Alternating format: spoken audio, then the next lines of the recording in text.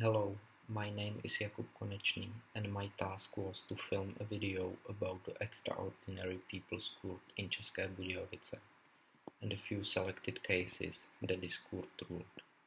But first to the extraordinary people's courts in general. Extraordinary people's court in Czechoslovakia were specialized criminal courts that arose in Czechoslovakia after the end of the Second World War. They were established at the seat of regional courts and were established on the basis of the Grand Retribution Decree number 16 of former President Edvard Beneš. It's important to mention that extraordinary people's courts were established only in the Czech lands. In Slovakia, the district courts ruled in these cases. The aim of the retribution at all was to cleanse the nation of those who collaborated with the Nazis during the war or otherwise committed crimes against Czechoslovakia and its inhabitants. Crimes against the Republic, persons, property, and informal crimes were punished in particular. The word retribution itself comes from Latin retributio and means revenge. The Great Retribution Decree was issued after the end of the war in Europe.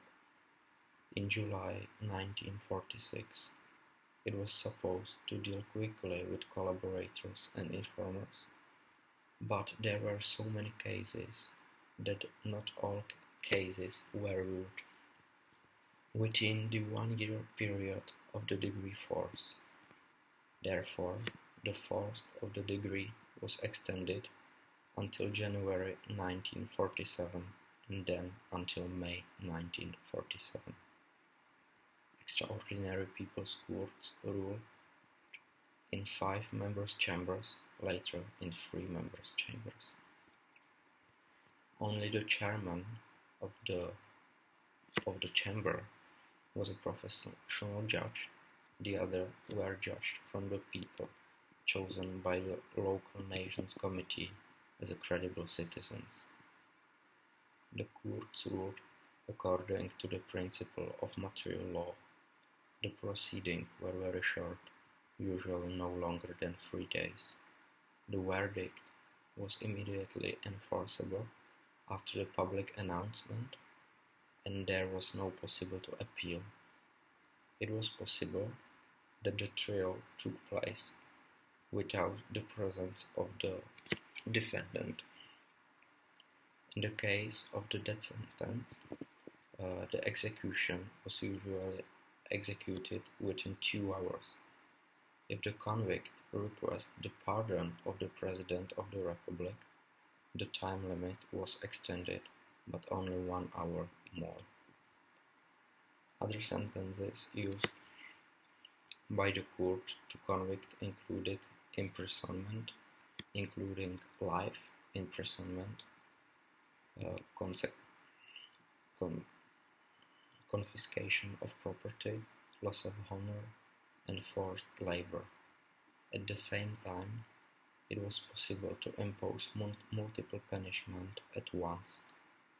The Extraordinary People's Court in České Budějovice began its activities on July 24, 1945, 3 months after the end of the war. Already in May 1945, in České Budějovice, many people want to punish Germans, collaborants, and informers quickly. The court began judging in August 1946, after the first judges took their vows.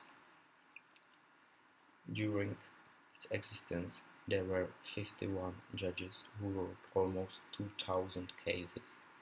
In 70 cases, the trial ended by the death punishment. In another dozens of cases, life imprisonment.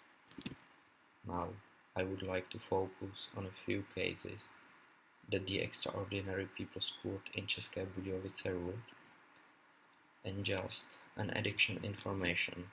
All rulings of the Extraordinary People's Court in České Budějovice including the files, can be viewed in the regional archives in Třeboň.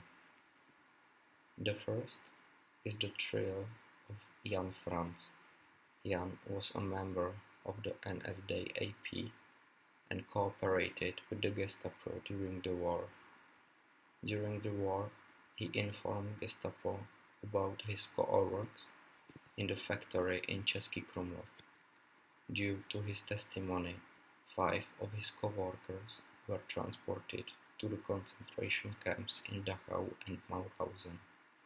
Another member of the factory, František Gebauer, testified about his cooperation with Gestapo.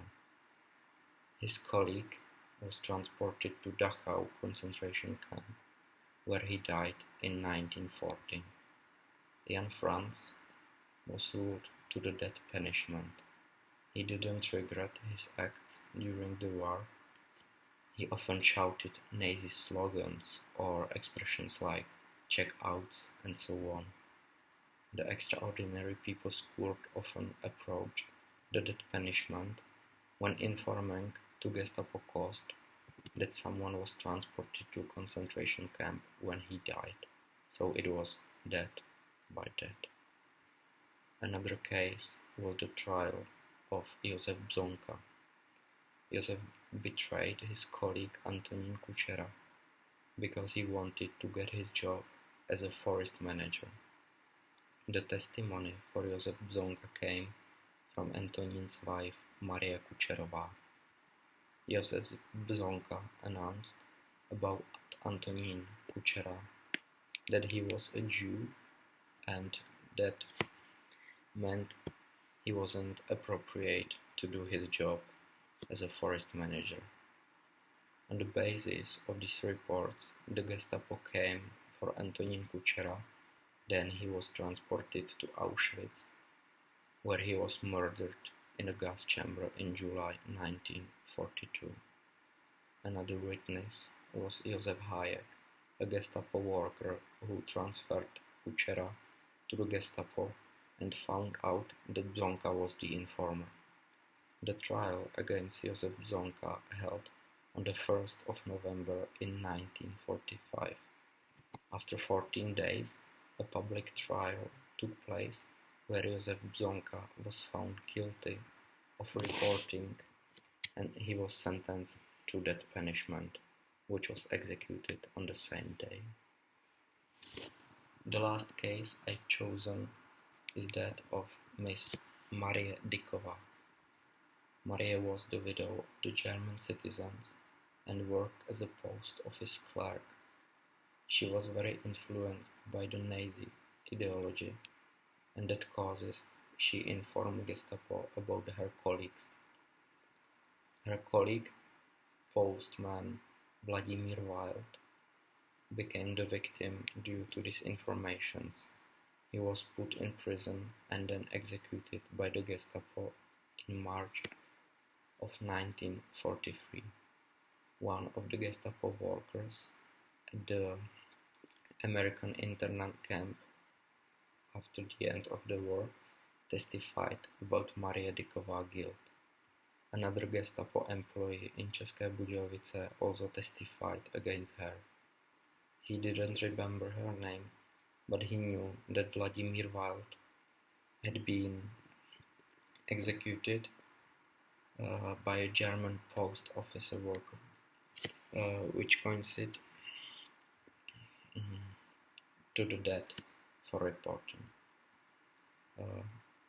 Then Marie Dicková was sentenced to death for reporting.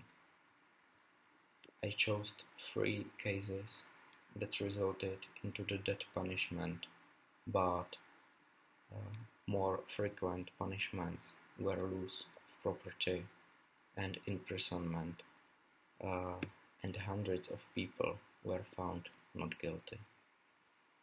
Thank you for your attention.